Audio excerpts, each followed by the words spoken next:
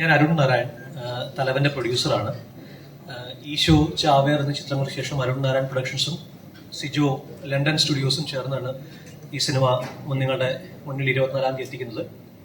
ജിസ്സാണ് direct ചെയ്തിരിക്കുന്നത്. ബീച്ചേട്ടനും ആസിഫ് അലിയും, മിയയും, അനുശ്രീ, ദിനീഷ് പോത്തൻ, ജാഫർ ഇടുക്കി, കോട്ടയം നസീർക്ക, ശങ്കർ രാമകൃഷ്ണൻ, രഞ്ജിയേട്ടൻ, അങ്ങനെ ഒരുപാട് താരങ്ങളുണ്ട് സിനിമയിൽ. ട്രെയിലർ വന്നിട്ടുണ്ട്. ഇതിനോടകം നിങ്ങൾക്കതെല്ലാം മനസ്സിലായിട്ടെന്ന് വിശ്വസിക്കുന്നു. സിനിമയെക്കുറിച്ച് എനിക്ക് തോന്നുന്നു ജിസ് സംസാരിച്ചു തുടങ്ങും. എന്നിട്ട് നമുക്കൊരു ഇന്ററാക്ഷൻ സെഷനിലേക്ക് പോവാം. അതിന് താങ്ക് യു എല്ലാവരും വന്നതിന്. നമ്മുടെ സിനിമയെ സപ്പോർട്ട് ചെയ്യാൻ ആണ് നിങ്ങൾ എല്ലാവരും കൂടിയിരിക്കുന്നത്. അതിന് ഒരുപാട് ഗ്രാറ്റിറ്റ്യൂഡ് ഉണ്ട്.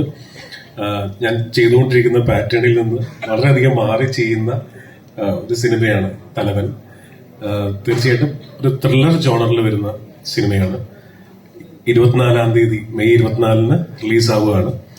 അപ്പോൾ അതിനെക്കുറിച്ച് കൂടുതൽ അറിയിക്കാനും നിങ്ങളുടെ ചോദ്യങ്ങൾക്ക് മറുപടി പറയാനും വേണ്ടിയിട്ടാണ് ഇരിക്കുന്നത്. അത്രയേ ഉള്ളൂ. Thank you. വിജയേട്ടാ, ഇപ്പൊ അപ്രതീക്ഷിതമായിട്ട് കേക്ക് വന്ന പോലെ ഇവിടെ അപ്രതീക്ഷിതമായിട്ട് കേക്ക് വന്ന പോലെ ഒട്ടും അങ്ങനെ ആക്സിഡന്റലായിട്ട് സിനിമയിൽ വന്ന ഒരാളാണല്ലോ. 30 വർഷമായി നാഷണൽ അവാർഡ് ഉൾപ്പെടെയുള്ള നേട്ടങ്ങളുണ്ട് സിനിമയിൽ. ഒരുപാട് ആളുകൾ ഓർത്തു വയ്ക്കുന്ന, പിന്നെയും പിന്നെയും കാണാൻ ആഗ്രഹിക്കുന്ന, പുനർവായിക്കുന്ന കഥാപാത്രങ്ങളുണ്ട്. 30 വർഷത്തെ ജേണി എങ്ങനെയൊന്ന് ഞങ്ങളോടൊന്ന് പറയാം, അതിന്റെ ജോയ്. 30 വർഷം ഇപ്പൊ ഇവിടെ പ്രതീക്ഷിക്കാതെ ഈ വിഘ്നങ്ങൾ തീരം ഗണപതിക്ക് കൊടുക്കുന്ന പോലെ തുടങ്ങിയതാണ്.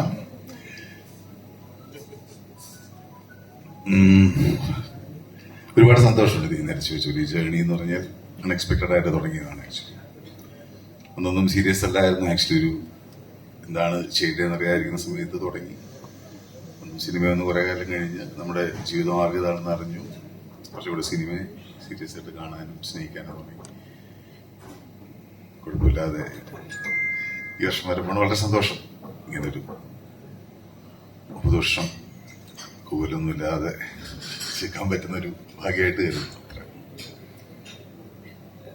ജിസ്റ്റോയ്, ഇപ്പോ ഈ അടുത്ത് ഇറങ്ങിയ, നമ്മുടെ മലയാളത്തിൽ ഇറങ്ങിയ പോലീസ് സിനിമകളിലൊക്കെ തന്നെ കുറെ കൂടി പോലീസുകാരുടെ അവരുടെ വർക്കിലെ ചാലഞ്ചസ് അവരുടെ പേഴ്സണൽ ലൈഫും കൂടിയാണ് പറഞ്ഞിട്ടുണ്ടായിരുന്നത്. ഇപ്പൊ ജോസഫ് ആയാലും ശരി, ശ്രദ്ധിക്കപ്പെട്ട ഇലവിഴ പുഞ്ചിരായാലും ശരി, കണ്ണൂർ സ്കോഡ് ഉൾപ്പെടെ അത് അന്വേഷകരിലേക്ക് കൂടി നീളുന്ന സിനിമയായിരുന്നു. അപ്പൊ തലവനിൽ നമ്മളിപ്പോ പണ്ടൊക്കെ കണ്ടിട്ടുള്ള ഈ ആവനാഴിയൊക്കെ പോലെ ഭയങ്കര റോ ആയിട്ടുള്ള പോലീസ് ഓഫീസേഴ്സ്, അവരുടെ ഭയങ്കര പവർഫുൾ ആയിട്ടുള്ള കുറെ സീൻസ് ഒക്കെ ഉള്ള അങ്ങനത്തെ ഒരു ടൈപ്പ് ഓഫ് സിനിമയാണോ? അല്ല, ഒരുപാട് സ്ലോ മോഷനും പഞ്ച് ഡയലോഗും ഉള്ള അങ്ങനത്തെ ഒരു പാറ്റേൺ അല്ല. സെമി റിയലിസ്റ്റിക് ആയിട്ടുള്ള ഒരു സിനിമയാണ്. ആവശ്യത്തിന് ഡ്രാമയുണ്ട്.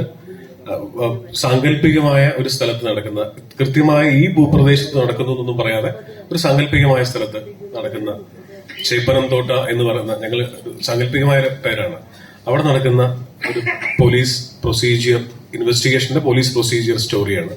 പോലീസിന്റെ ഹൈറാർക്കി വിഷയമായിട്ടുള്ള, പോലീസിലെ ഈഗോ വിഷയമായിട്ടുള്ള, എന്നാൽ ഒരു കൃത്യമായ ഒരു കഥയും അതിനകത്ത് കഥാപാത്രങ്ങൾക്കെല്ലാം കൃത്യമായ ബയോഡാറ്റയും ഒരു കൃത്യമായ അന്വേഷണമുള്ള ഫോർമുലയിലാണ് ഞാനിത് കൺസീവ് ചെയ്തിരിക്കുന്നത്. അങ്ങനെ തന്നെയാണ് ഷൂട്ട് ചെയ്തിരിക്കുന്നത്.